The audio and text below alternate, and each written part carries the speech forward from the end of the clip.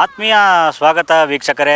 ನಾನು ಇವತ್ತು ಪವಿತ್ರವಾದಂತಹ ಹಿಮವದ್ ಗೋಪಾಲಸ್ವಾಮಿ ಬೆಟ್ಟಕ್ಕೆ ಆಗಮಿಸಿದ್ದೀನಿ. ನೋಡ್ಬೋದು, ಇದೇ ತಾನೇ ಬಂದು ಬಸ್ಸಲ್ಲಿ ಬಂದು ಸೇರಿದ್ದೀವಿ. ಹಿಮವದ್ ಗೋಪಾಲಸ್ವಾಮಿ ಬೆಟ್ಟ ನಮ್ಮ ಚಾಮರಾಜನಗರ ಜಿಲ್ಲೆಯ ಪ್ರಮುಖವಾದಂತಹ ಒಂದು ದೇವಸ್ಥಾನ ಅಂತ ಹೇಳ್ಬೋದು. ಐತಿಹಾಸಿಕ ಹಿನ್ನೆಲೆ ಇರುವಂತಹ ಒಂದು ದೇವಸ್ಥಾನ. ಸೊ ನೀವೇನಾದರೂ ಬಂದರೆ ನೀವು ಗೌರ್ನಮೆಂಟ್ KSRTC ಬಸ್ನಿಂದನೇ ಅಲ್ಲಿಂದ ಮುಂದೆ ಬರಬೇಕು. ನಿಮ್ಮ ಪ್ರೈವೇಟ್ ವೆಹಿಕಲ್ ಏನಿದೆ ಅದನ್ನೆಲ್ಲ ನೀವು ಮುಂದೆ ಪಾರ್ಕ್ ಮಾಡಿ ಒಂದು 5-6 ಕಿಲೋಮೀಟ್ರ್ ಮುಂದೆ ಇದೇ KSRTC ಬಸ್ಗಳನ್ನು ಹತ್ತಿ ಬರಬೇಕಾಗುತ್ತೆ ಸ್ನೇಹಿತರೆ. ಬನ್ನಿ, ಸಂಜೆ ಆಗಿದೆ, ನೋಡೋಣ ಇವತ್ತು ಹೇಗೆ ಬಸ್ಸೆಲ್ಲ ಹತ್ತೋದಕ್ಕೆ ನಿಂತಿದ್ದಾರೆ. ಮುಂದೆ ನಮ್ಮ ಬಸ್ಸು ಇಲ್ಲಿ ನೋಡ್ಬೋದು ನೀವು. ಸೊ ಹಿಮವದ್ ಗೋಪಾಲಸ್ವಾಮಿ ದೇವಸ್ಥಾನದ ಮುಂಭಾಗದಲ್ಲಿದ್ದೀನಿ ಸ್ನೇಹಿತರೆ. ಮೇಲೆ ಹತ್ತಿ ಹೋಗಬೇಕು. ನೋಡ್ಬೋದು, ಇಲ್ಲಿ ಸಂಜೆ ಆಗಿದೆ ನೋಡಿ. ಬಸ್ ಹತ್ತೋದಕ್ಕೆ ಜನ ಈಗೆಲ್ಲ ಕಾತುರದಿಂದ ಕಾಯ್ತಾ ಇದ್ದಾರೆ. ಮುಂಭಾಗದಲ್ಲಿ ಇಲ್ಲೇ ಇದ್ದೀನಿ, ನೋಡ್ಬೋದು ನೀವು. ನಾವು ಬಂದಂತಹ ಬಸ್ಸು ಹೊರಡ್ತಾ ಇದೆ. ಹಿಮವದ್ ಗೋಪಾಲಸ್ವಾಮಿ ದೇವಸ್ಥಾನ ಏನಿದೆ ಆ ಮುಂಭಾಗದಲ್ಲಿ ಇದ್ದೀನಿ, ನೋಡ್ಬೋದು ನೀವು. ನನ್ನಿಂದ ಯಾವ ಒಂದು ದೇವಸ್ಥಾನ ಕಾಣ್ತಾ ಇದ್ದೀರಾ. ಸೊ ತುಂಬ ಐತಿಹಾಸಿಕ ಹಿನ್ನೆಲೆ ಇರುವಂತಹ ದೇವಸ್ಥಾನ ಅಂತ ಹೇಳ್ಬೋದು ಸ್ನೇಹಿತರೆ.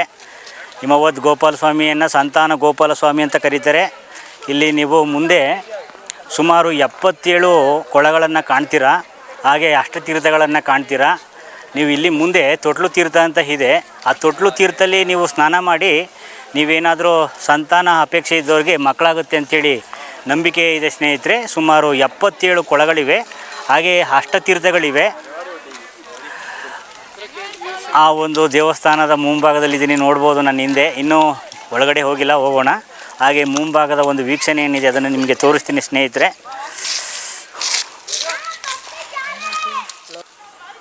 ನೋಡಿ, ದೇವಸ್ಥಾನದ ಮುಂಭಾಗದಲ್ಲಿರುವಂತಹ ಕಮಲದ ಅಷ್ಟದಳ ಅಂತ ಹೇಳ್ತಾರೆ.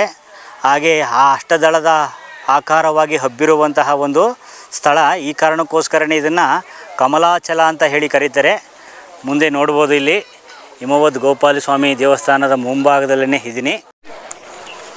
ಇಲ್ಲಿಗೆ 4 ಗಂಟೆಗೆ ಕೊನೆ ಬಸ್ಸು ಕಣ್ರಿ.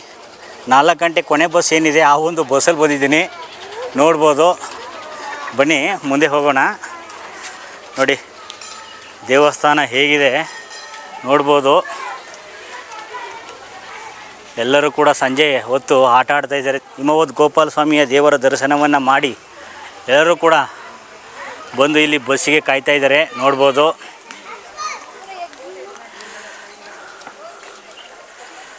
ತುಂಬ ಅದ್ಭುತವಾಗಿದೆ ಕಣ್ರಿ. ನಾನು ತುಂಬ ದಿವಸಗಳಾಯಿತು ಈ ಒಂದು ದೇವಸ್ಥಾನ ಏನಿದೆ. ಬನ್ನಿ ಮುಂದೆ ಹೋಗೋಣ. ಆ ಶ್ರೀಕೃಷ್ಣ ಪರಮಾತ್ಮನನ್ನು ಭೇಟಿ ಮಾಡಿ ಉತ್ತರ ಗೋವರ್ಧನ ಗಿರಿಯಿಂದ ವಿಂಧ್ಯ ಮತ್ತು ಮೇರು ಪರ್ವತವನ್ನು ದಾಟಿ ದಕ್ಷಿಣ ಕಡೆಗೆ ಬಂದಂತಹ ಅಗಸ್ತ್ಯ ಮುನಿಗಳು ಈ ಒಂದು ದಕ್ಷಿಣದ ಗೋವರ್ಧನಗಿರಿ ಅಥವಾ ಕಮಲಾಚಲ ಅನ್ನುವಂತಹ ದೇವಸ್ಥಾನದ ಈ ಒಂದು ಭಾಗಕ್ಕೆ ಬಂದು ತಪಸ್ಸನ್ನು ಮಾಡ್ತಾರೆ. ತಪಸ್ಸನ್ನು ಮಾಡಿದಂತಹ ಅಗಸ್ತ್ಯ ಮುನಿಗಳಿಗೆ ಇಲ್ಲಿ ಶ್ರೀಕೃಷ್ಣ ಪರಮಾತ್ಮ ದರ್ಶನವನ್ನು ಕೊಟ್ಟರು ಅಂತ ಹೇಳಿ. ಹಾಗಾಗಿ ನಿನ್ನ ತಪಸ್ಸು ಸಿದ್ಧಿಸಿದೆ, ನೀನು ಏನು ಬೇಕೋ ಆ ವರವನ್ನು ಕೇಳಿಕೋ ಅಂಥೇಳಿ ಅವ್ರಿಗೆ ಅಭಯವನ್ನು ನೀಡ್ತಾರೆ. ಈ ಒಂದು ಸ್ಥಳದಲ್ಲಿ ಯಾವಾಗಲೂ 3 ಅಪೇಕ್ಷೆಗಳನ್ನು ಗೌತಮ ಮಹರ್ಷಿಗಳಿಗೆ ಅವರು ಶ್ರೀಕೃಷ್ಣ ಪರಮಾತ್ಮ ಕೇಳ್ತಾರೆ. ನೋಡ್ತಾ ಇದ್ದೀರಲ್ಲ, ದೇವಸ್ಥಾನದ ಮುಂಭಾಗದ ಹೊರಭಾಗದಲ್ಲಿದ್ದೀನಿ. ಈ ಸ್ಥಳದಲ್ಲಿ ಯಾವಾಗಲೂ ಕೂಡ ಹಿಮದಿಂದ ಕೂಡಿರಬೇಕು. 2ನೇದು ಕುಟುಂಬವಾಗಿ ನೆಲೆಸಲು ಅವಕಾಶವಿರಬೇಕು. 3ನೇದು 24 ಗಂಟೆ ಸಪ್ತರ್ಷಿಗಳಿಂದ ನನಗೆ ಪೂಜೆ ಆಗಬೇಕು ಅಂಥೇಳಿ ಅವರು 3 ವರಗಳನ್ನು ಕೇಳಿ ಅಭಯವನ್ನು ಇಟ್ಟು ಮುಂದೆ ಈ ಒಂದು ಸ್ಥಳದಲ್ಲಿ ಶ್ರೀಕೃಷ್ಣ ಪರಮಾತ್ಮ ಹಿಮವದ್ ಗೋಪಾಲಸ್ವಾಮಿ ಆಗಿ ಇಲ್ಲಿ ನೆಲೆಸಿದ್ರು ಅಂತ ಹೇಳ್ಬೋದು. ನೋಡಿ, ಆ ಒಂದು ಪಾಯಿಂಟಲ್ಲಿದ್ದೀನಿ.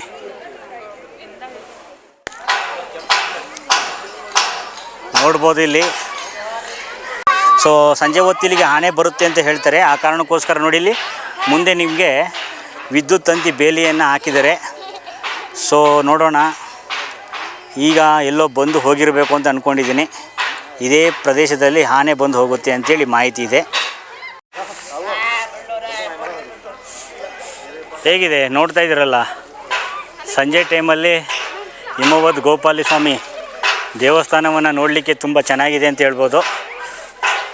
ಸರ್ವಸಾಮಾನ್ಯವಾಗಿ ಹಿಮದಿಂದ ಆವೃತವಾಗಿರುತ್ತೆ ಈ ಸ್ಥಳ. ಸೊ ನಾನು ಸ್ವಲ್ಪ ಹೊತ್ತು ಬೇಗ ಬಂದಿದ್ದೀನಿ. ಹಿಮ ಸ್ವಲ್ಪ ದೂರ ಆಗಿರೋದ್ರಿಂದ ನಿಮಗೂ ಕೂಡ ಲೊಕೇಶನ್ ತೋರಿಸೋದಕ್ಕೆ ತುಂಬ ಚೆನ್ನಾಗಿದೆ ಅಂತ ಈ ಒಂದು ಭಾಗದ ಕೆಲವೊಂದು ವೀಕ್ಷಣೆಯನ್ನು ಸೆರೆ ಹಿಡಿತಾ ಇದ್ದೀನಿ. ವೀಕ್ಷಕರೇ ನೋಡ್ಕೊಳ್ಳಿ, ಬನ್ನಿ ಹಾಗೆ ಮುಂದೆ ಹೋಗೋಣ. ನಿಮಗೆ ಆಗಲೇ ಹೇಳಿದೆ, ಈ ಒಂದು ಪಾಯಿಂಟಲ್ಲಿ ನೋಡ್ತಾ ಇದ್ದೀರಾ, ನೋಡ್ಬೋದು. ಇದು ಬಂದು ಕಮಲಾಚಲ ಅಂತ ಹೇಳಿ ಅಗಸ್ತ್ಯ ಮುನಿಗಳು ಪ್ರತಿಷ್ಠಾಪಿಸಲಾಗಿರುವಂತಹ ಹಿಮವದ್ ಗೋಪಾಲ ಸ್ವಾಮಿ ದೇವಸ್ಥಾನದ ಹಿಂಭಾಗದಲ್ಲಿ ಕಾಣ್ತಾ ಇದ್ದೀರಾ. ಆ ಒಂದು ವೀಕ್ಷಣೆಯನ್ನು ತೋರಿಸ್ತಾ ಇದ್ದೀನಿ ವೀಕ್ಷಕರೇ, ನೋಡ್ಬೋದು. ಭಾಳಷ್ಟು ಜನ ಪ್ರವಾಸಿಗರು ಕೂಡ ಈ ಒಂದು ದೇವಸ್ಥಾನಕ್ಕೆ ಭೇಟಿಯನ್ನು ಕೊಟ್ಟಿದ್ದಾರೆ. ಹಾಗೆ ವಾತಾವರಣವೂ ಕೂಡ ತುಂಬ ಚೆನ್ನಾಗಿದೆ, ನೋಡ್ಬೋದು. ಎಲ್ಲರೂ ಕೂಡ ಸೆಲ್ಫಿಯನ್ನು ತಗೋತಾ ಇದ್ದಾರೆ. ಇದು ಬಂದು ಹಿಮವದ್ ಗೋಪಾಲ ಸ್ವಾಮಿ ಬೆಟ್ಟ, ದಕ್ಷಿಣದ ಗೋವರ್ಧನಗಿರಿ ಅಂತ ಹೇಳ್ತಾರೆ. ಹಾಗೆ ಸಂಸ್ಕೃತದಲ್ಲಿ ಇದನ್ನು ಕಮಲಾಚಲ ಬೆಟ್ಟ ಅಂತ ಹೇಳಿ ಕರೆಯಲಾಗುತ್ತೆ.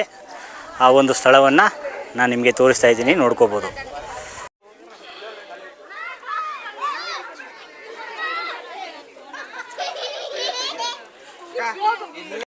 ನೋಡ್ರಿ, ಪೂರ್ವಕ್ಕೆ ತ್ರಯಂಬಕಾದ್ರಿ, ಪಶ್ಚಿಮಕ್ಕೆ ನೀಲಾದ್ರಿ, ಉತ್ತರಕ್ಕೆ ಮಂಗಳಾದ್ರಿ, ದಕ್ಷಿಣಕ್ಕೆ ಶಂಕರಾದ್ರಿ, ಆಗ್ನೇಯಕ್ಕೆ ಹಂಸಾದ್ರಿ, ಹಾಗೆ ನೈಋತ್ಯಕ್ಕೆ ಗರುಡಾದ್ರಿ, ವಾಯುವ್ಯಕ್ಕೆ ಪಲ್ಲವಾದ್ರಿ ಮತ್ತು ಈಶಾನ್ಯಕ್ಕೆ ಮಲ್ಲಿಕಾರ್ಜುನಗಿರಿ ಅಂಥೇಳಿ ಅಷ್ಟದಳಗಳಿಂದ ಕೂಡಿರುವಂತಹ ಸ್ಥಳ.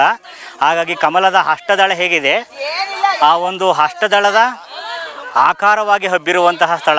ಈ ಕಾರಣಕ್ಕೋಸ್ಕರ ಈ ಒಂದು ಸ್ಥಳವನ್ನು ಕಮಲಾಚಲ ಅಂತ ಹೇಳ್ತಾರೆ. ಈ ಕಾರಣದಿಂದನೇ ಈ ಒಂದು ದೇವಸ್ಥಾನ ಏನಿದೆ ನೋಡಿ, ಅವರ ಒಂದು ವಿಗ್ರಹ ಏನಿದೆ ಕೃಷ್ಣಶಿಲೆ, ಆ ಕೃಷ್ಣಶಿಲೆಯನ್ನು ನೋಡಿದ್ರೆ ಕೃಷ್ಣಶಿಲೆಯ ಶಿರೋಭಾಗದ ಆ ದ್ವಾರದ ಬಳಿ ಯಾವಾಗಲೂ ಕೂಡ ಹಿಮ ಜಿನುಗ್ತಾ ಇರುತ್ತೆ ಅಂಥೇಳಿ ಇವಾಗಲೂ ಕೂಡ ಹೇಳಲಾಗುತ್ತೆ. ನೀವು ಅದನ್ನು ದರ್ಶನ ಮಾಡಬೇಕಾದ್ರೆ ನೋಡ್ಬೋದು. ಯಾವಾಗಲೂ ಕೂಡ ಅವರು ಆ ಕೃಷ್ಣಶಿಲೆಯಲ್ಲಿ ಕುಟುಂಬವಾಗಿ ನೆಲೆಸಿರೋದ್ರಿಂದ ನೀವು ಅಲ್ಲಿ ಗೋವುಗಳು, ಗೋಪಿಕಾ ಸ್ತ್ರೀಯರು, ರುಕ್ಮಿಣಿ, ಸತ್ಯಭಾಮ ಹೀಗೆ ಎಲ್ಲರ ಒಂದು ಮೂರ್ತಿಯನ್ನು ಆ ಕೃಷ್ಣಶಿಲೆಯಲ್ಲೇ ಕಾಣ್ಬೋದು. ಹಾಗಾಗಿ ಒಂದು ಅಪರೂಪವಾದಂತಹ ಒಂದು ಐತಿಹಾಸಿಕ ಹಿನ್ನೆಲೆಯಿರುವಂತಹ ಒಂದು ದೇವಸ್ಥಾನ ಅಂತ ಹೇಳಲಾಗುತ್ತೆ ಸ್ನೇಹಿತರೆ. ಹಾಗೆ ಈ ಒಂದು ದೇವಸ್ಥಾನಕ್ಕೆ ಸಂಬಂಧಪಟ್ಟಂತಹ ಇನ್ನೊಂದು ಐತಿಹಾಸಿಕ ಹಿನ್ನೆಲೆ ಏನಪ್ಪ ಅಂತ ಹೇಳಿದ್ರೆ, ಹಿಂದೆ ಈ ಒಂದು ಪ್ರಾಂತ್ಯದಲ್ಲಿ ಮಾಧವ ದಂಡನಾಯಕ ಅಂತ ಹೇಳಿ ಹೊಯ್ಸಳರ ರಾಜ ಆಳ್ವಿಕೆಯನ್ನು ಮಾಡ್ತಾ ಇರ್ತಾರೆ. ಅವರು ತುಂಬ ದುಷ್ಟ ಮತ್ತು ಅಹಂಕಾರಿ ರಾಜ ಆಗಿದ್ರು ಅಂತ ಹೇಳಲಾಗುತ್ತೆ. ಸೊ ಹೀಗೆ ಈ ಒಂದು ಸ್ಥಳಕ್ಕೆ ಬಂದಂತಹ ಸಂದರ್ಭದಲ್ಲಿ ಅವರ ರಾಜರ ಕನಸಿನಲ್ಲಿ ಹಿಮವದ್ ಗೋಪಾಲ ಸ್ವಾಮಿ ದರ್ಶನವನ್ನು ಕೊಟ್ಟು, ನೀನು ದುಷ್ಟತನವನ್ನು ತ್ಯಜಿಸಿ ನನ್ನ ಸ್ಥಳಕ್ಕೆ, ನನ್ನ ಸನ್ನಿಧಾನಕ್ಕೆ ಬಂದು ಇಲ್ಲಿರುವಂತಹ ಪಾಪನಾಶಿನಿ ಅನ್ನುವಂತಹ ತೀರ್ಥದಲ್ಲಿ ನೀನು ಮಿಂದು ಎದ್ದು ವಿಮುಕ್ತಿಯನ್ನು ಹೊಂದು ಅಂತ ಹೇಳಿ ಅವರಿಗೆ ಸಲಹೆಯನ್ನು ಕೊಡ್ತಾರೆ. ಈ ಕಾರಣದಿಂದ ಆ ಪಾಪನಾಶಿಯಲ್ಲಿ, ಈ ಒಂದು ಪಾಪನಾಶಿನಿ ತೀರ್ಥದಲ್ಲಿ ಅವರು ಮಿಂದು ಮುಂದೆ ಅವರು ತಮ್ಮ ಪಾಪಗಳಿಂದ ವಿಮುಕ್ತಿ ಆದರು ಅಂತ ಹೇಳಲಾಗುತ್ತೆ ಸ್ನೇಹಿತರೆ. ವಿಮುಕ್ತಿಯಾದಂತಹ ಮಾಧವ ದಂಡನಾಯಕನಿಗೆ ಪೆರುಮಾಳ ದಂಡನಾಯಕ ಅಥವಾ ಪೆರುಮಾಳ ಡಣನಾಯಕ ಅನ್ನುವಂತಹ ಒಬ್ಬ ರಾಜ ಹುಡ್ತಾನೆ ಅಂತ ಹೇಳ್ಬೋದು.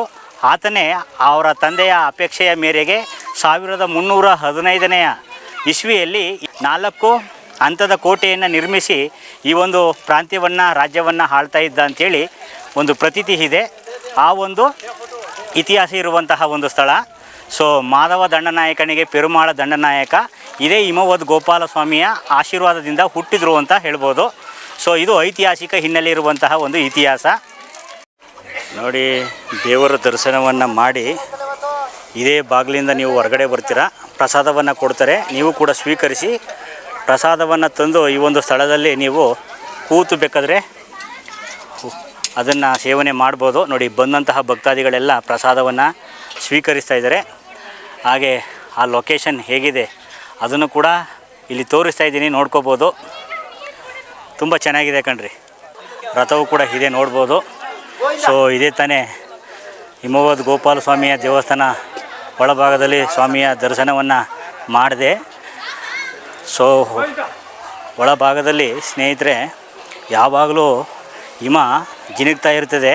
ಅದನ್ನು ತೆಗೆದು ನಮ್ಮೆಲ್ಲರೂ ಕೂಡ ಪ್ರೋಕ್ಷಣೆ ಮಾಡಿದ್ರು. ಆ ಒಂದು ಸನ್ನಿವೇಶ ತುಂಬ ಚೆನ್ನಾಗಿತ್ತು ಅಂತ ಹೇಳ್ಬೋದು ಸ್ನೇಹಿತರೆ. ದರ್ಶನ ಮುಗಿಸಿ ಮತ್ತೆ ಹೋಗ್ತಾಯಿದ್ದೀನಿ. ನೋಡಿ ಜನ ಹೇಗೆ ಕಾತುರದಿಂದ ಬಸ್ ಹತ್ತಲಿಕ್ಕೆ ಕಾಯ್ಕೊಂಡು ನಿಂತಿದ್ದಾರೆ ನೋಡ್ಬೋದು ನೀವು.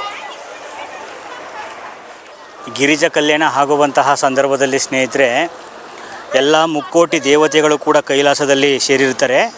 ಹಾಗಾಗಿ ದಕ್ಷಿಣ ಭಾಗದಲ್ಲಿ ಭೂಮಿಯ ಸಮತೋಲನ ತಪ್ಪಿ ಅದು ಪಾತಾಳಕ್ಕೆ ಇಳಿಯುತ್ತಿತ್ತು ಅಂಥೇಳಿ ಇಲ್ಲಿಗೆ ಸರಿಸಮಾನವಾಗಿರುವಂತಹ ಒಬ್ಬ ಋಷಿಮುನಿಗಳನ್ನು ಕಳಿಸಬೇಕು ಅಂಥೇಳಿ ದೇವತೆಗಳು ಸಂಕಲ್ಪವನ್ನು ಮಾಡ್ತಾರೆ. ಅದಕ್ಕೆ ಯೋಗ್ಯವಾದಂತಹ ಒಬ್ಬ ಋಷಿಮುನಿ ಅಂದರೆ ಅದು ಅಗಸ್ತ್ಯ ಮುನಿಗಳು. ಅಗಸ್ತ್ಯ ಮುನಿಗಳನ್ನು ಅವರು ತಮ್ಮ ಕೋರಿಕೆಯ ಮೂಲಕ ಈ ಒಂದು ದಕ್ಷಿಣ ಭಾಗಕ್ಕೆ ಕಳಿಸಿಕೊಟ್ಟಾಗ ಇದೇ ಸಹ್ಯಾದ್ರಿ ಪರ್ವತ, ಈ ಒಂದು ಸ್ಥಳ ಏನು ನೋಡ್ತಾ ಇದ್ದೀರಾ, ಇಲ್ಲಿ ಬಂದು ಕೂತು ತಪಸ್ಸನ್ನು ಮಾಡಿದಂತಹ ಸ್ಥಳ ಅಂತ ಹೇಳಲಾಗುತ್ತೆ. ವಿಂಧ್ಯ ಪರ್ವತ ಮೇರು ಪರ್ವತವನ್ನು ಮೀರಿಸಲಿಕ್ಕೆ ತುಂಬ ಎತ್ತರವಾಗಿ ಬೆಳೆದು ಆ ಸೂರ್ಯನ ಗತಿ ಮತ್ತು ಚಂದ್ರನ ಗತಿ ಅಸ್ತವ್ಯಸ್ತಗೊಂಡು ಉದಯ ಅಸ್ತಮ ಏನಿದೆ ಅದು ಅವ್ಯಸ್ತಗೊಂಡು ಹಗಲು ರಾತ್ರಿಗಳ ಅಭಾವ ಉಂಟಾಗಿ ಅದು ಜೀವರಾಶಿಗಳಿಗೆ ತೊಂದರೆ ಆಯಿತು ಅಂತ ಹೇಳಿ ಅಗಸ್ತ್ಯ ಮುನಿಗಳ ಹತ್ರ ಕೇಳ್ಕೊತಾರೆ.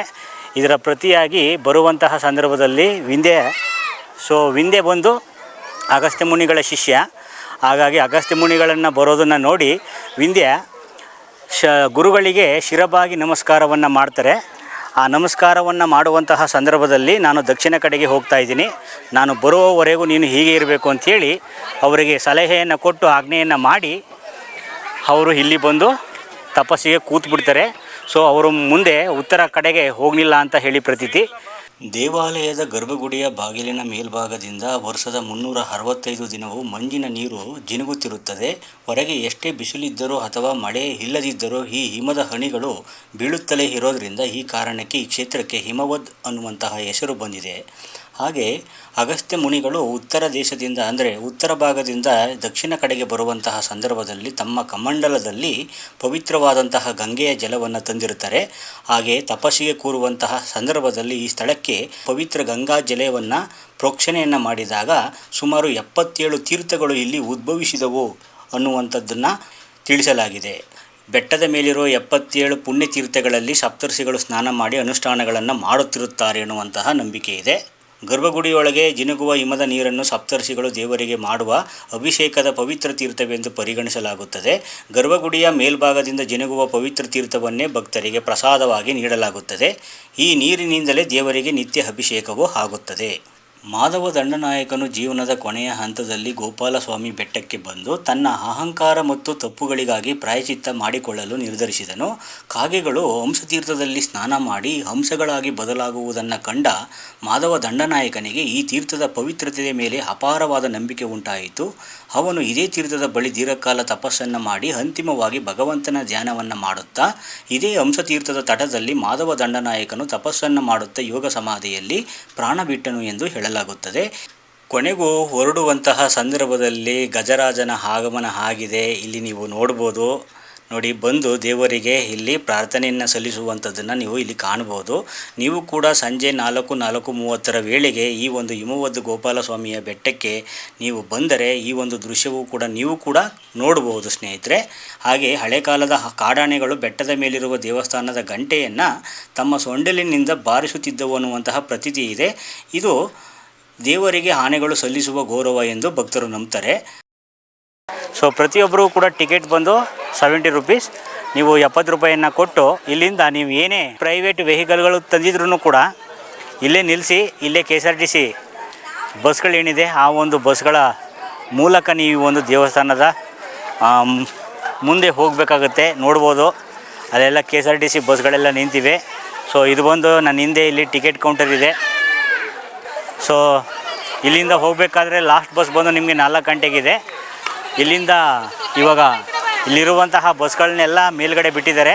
ಸೊ ಅಲ್ಲಿರುವಂತಹ ಭಕ್ತರನ್ನೆಲ್ಲ ಕರ್ಕೊಂಡು ಬಂದು ಸೊ ಇದೇ ಪಾಯಿಂಟಿಗೆ ಬಿಡ್ತಾರೆ. ನೀವೆಲ್ಲ ಇಲ್ಲಿಂದ ಮತ್ತೆ ತಮ್ಮ ವೆಹಿಕಲ್ಗಳು ಏನಿದೆ ಹತ್ತಿ ನಿಮ್ಮ ತಮ್ಮ ವಿಳಾಸಕ್ಕೆ ಹೋಗುವಂಥದ್ದು ಸ್ನೇಹಿತರೆ.